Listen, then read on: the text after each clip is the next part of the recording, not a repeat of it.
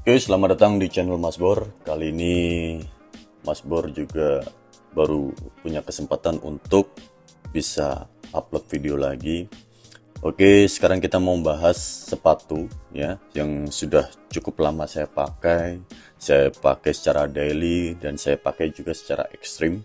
Jadi ini waktunya kita review jujur bagaimana penampang sepatu itu, apakah masih layak untuk kita beli ya. Nah, sepatu yang saya mau review adalah sepatu dari produk lokal yaitu Prabu Pantopel. Oke ya, kebetulan ini saya ada di Medan ya, dan ini saya baru check-in di hotel.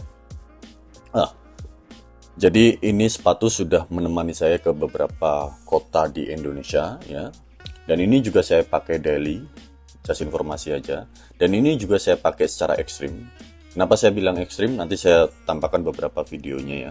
Ini saya pakai camping di Jogja. Terus ini saya pakai juga di Makassar di bagian Ramang-Ramang. Ramang-Ramang itu seperti destinasi wisata di Makassar dan dia di situ banyak lumpur, banyak batu, permukaan tidak rata dan lain-lain. Ya, dan ini termasuk saya gunakan di permukaan-permukaan tersebut. Oke ya. Setelah cukup lama ya, hampir 1 tahun nih, 1 tahun saya gunakan, itu kayaknya 1 tahun sih. Nah, sekarang kita lihat beberapa hal yang terjadi setelah pemakaian ya, 1 tahun ya. Pertama adalah lipatan garis ya, lipatan garis. Lipatan garis ini sebetulnya wajar terjadi karena ini terjadi ketika kita pergerakan kaki ya. Dan ini sudah mengkerut seperti ini, dan ini sudah kita duga bahwa ini akan terjadi. Tapi it's okay karena dia warnanya hitam, maka dia terminimalisir ya dengan warnanya tertutupi. Oke. Lalu yang terjadi juga di sini ada beberapa robek di bagian pangkal kaki. Ini juga sebenarnya wajar terjadi karena ini memang karena kita gunakan terus secara daily dan sering kadang dipakai, kita lepas, pakai, lepas, maka dia robek di bagian permukaan di dalamnya, bukan di luarnya. Lalu bagian inselnya juga sudah mulai robek, tidak rata, lem-lemnya juga sudah tidak bisa, sudah terlupas gitu ya, terkelupas. Ini juga wajar terjadi karena pemakaian secara rutin. Oke, setelah itu konsolnya juga masih oke, masih aman ya. Bagian sini masih aman, tidak tergores, tidak patah dan lain-lain. Nah, yang terjadi dua-duanya seperti itu ya. Jadi terjadi goresan, terus robek di dalam sedikit gini karena pemakaian secara daily dan cukup ekstrim. Nah, sekarang kita masuk ke bagian poin negatifnya ya. Nah, poin negatifnya adalah di bagian sini dulu, bagian depan dulu. Di bagian depan ini kita sudah bisa menduga bahwa ini akan terjadi goresan. Nah, better adalah bagaimana cara mensiasati next ketika dipakai secara long time ya, ini bisa lebih tersamarkan lagi, mungkin dengan cara desain. Seperti Prabu yang saya beli dengan harga 1 jutaan, itu dia desainnya adalah ada lipatan di bagian sini.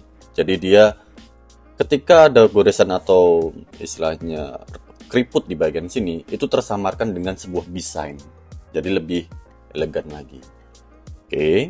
Lalu yang kedua adalah di bagian sini, bagian kain bagian dalam. Ini wajar terjadi kalau dia robek karena ini tidak full leather ya. Yang leather hanya di bagian permukaannya saja, di bagian luar. Tapi di dalam dia hanya kain biasa. Nah, kain biasa ini minusnya adalah dia cukup tipis. Walaupun halus ya. Ini kalau kita pegang dengan jari pun ini halus sekali. Tapi dia terlalu tipis. Nah, ketipisan ini yang membuat kaki kita kurang nyaman. Apalagi di bagian pangkal kaki seperti ini. Pangkal kaki seperti ini lebih sering tergesek sebetulnya. Jadi better kalau umpamanya di bagian pangkal kaki ini lebih berbusa lagi. Ya. Dan kainnya kalau bisa lebih tebal lagi. Karena ini kainnya terlalu tipis dan terlalu berasa gitu loh. Kita bergesekan dengan kulit yang tebal ini ya. Leather yang tebal ini. Jadi kayak kurang nyaman gitu ya. Dan ini pasti robek karena kainnya juga cukup tipis. Oke. Yang ketiga bagian insole-nya nih ya. Sebetulnya ini insole-nya nih standar aja, tidak ada poin positifnya aja. Biasanya standar aja. Tapi better kalau umpamanya kita kasih ini lebih nyaman lagi, lebih empuk. Walaupun memang standarnya kalau pantopel memang ya seperti ini ya. Jadi dia pakai insole yang flat aja. Tapi masukan saya jika kalau umpamanya insole-nya itu lebih empuk dan nyaman lagi. Oke. Yang masukan seterusnya adalah di bagian outsole nih. Nah, ini yang paling menyebalkan sebetulnya. Kenapa? Karena ini licin sekali, termasuk licin. Jadi saya pakai di lantai yang cukup licin atau mungkin dia berair gitu ya. Ini cukup berbahaya ketika kita gunakan sepatu ini. Karena dia daya cengkramannya kurang nampak di bagian lantai gitu ya. Dan dia tidak bisa mencengkram lantai tersebut kalau umpamanya dia licin. Nah, ini berbahaya. Jadi saran saya kalau kalian pakai sepatu ini jangan sampai lari atau mungkin kalian jalan dengan cepat di permukaan yang licin. Nah, ini sangat berbahaya. Jadi saran saya buat Prabu, ini gimana caranya didesain supaya lebih bisa mencengkram permukaan lantai yang licin. Oke ya. Tapi overall dengan harga 600 sampai 700 ribu ya, dan full leather bagian permukaan, ini termasuk sangat worth it ya.